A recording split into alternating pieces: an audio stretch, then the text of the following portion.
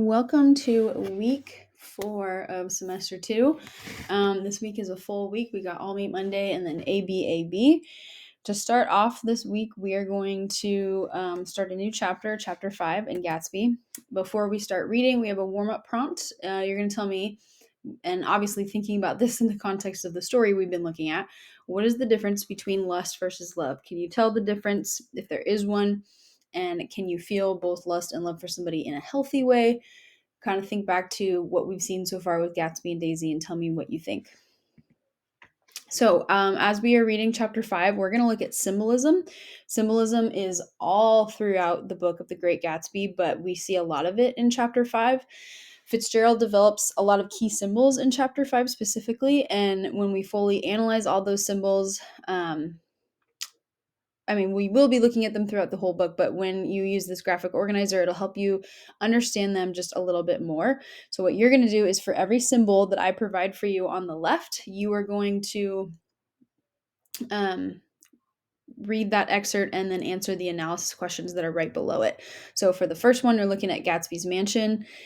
And then the questions are, what might his house represent in his mind? Think about what he's trying to show Daisy. What does Gatsby revalue his possessions as Daisy tours his mansion? And then what does Daisy think of his house and why is his reaction important to Gatsby? Why is her reaction, excuse me.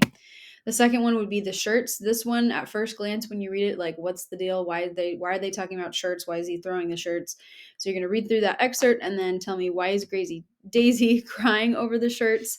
Is she really sad over just some stupid shirts, or is she sad about something else? Is Gatsby being a little bit too much here? What do you think maybe the shirts represent? Gatsby's dream. He talks about the dream that he had in that little passage. So what does his dream kind of represent? Is it too intense? Why or why not? Is Daisy worth Gatsby's 5-year dream? Is his dream even realistic? More answers, more questions. And then the green light. This is something that English teachers classically kind of focus on quite a bit, and it is a lot of symbolism. We're not focusing our whole entire experience through the book on this, but the green light is significant and it symbolizes something. So what do you think that is? Tell me based off of these questions over here. And then lastly, Gatsby's illusion.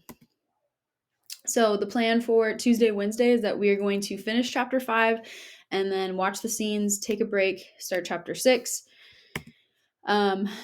In the chapter 5 scenes, after Nick leaves Daisy and Gatsby alone in his house, the film adds extra narration that is not in the novel provided by Fitzgerald. Nick states, looking over my story thus far, I am reminded that for the second time that summer, I was guarding other people's secrets. Once again, I was within and without. I want you to tell me why do you feel the director felt it was necessary for Nick to say that during that part of the story, since it wasn't in the book? And then doing a little chapter 5 recap. In your own words, what does the green light represent? How does its symbolism change in chapter 5? I really want you to use textual evidence to explain this. We'll take a break. Thursday and Friday, we are going to finish chapter 6 and the scenes, and then also, obviously, with that, the slides.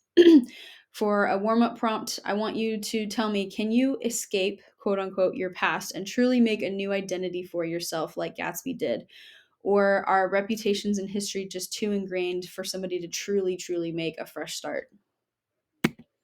Chapter 6 scenes. Based on the portrayal of these scenes and what you already know about the characters, I want you to make a prediction on what you might think will happen next, because chapter 7 is the climax of the book, or at least most of the climax, and it's pretty crazy. So tell me, what do you think based off what we've seen and read so far will happen next? And that is it for week 4. If you have any questions, let me know.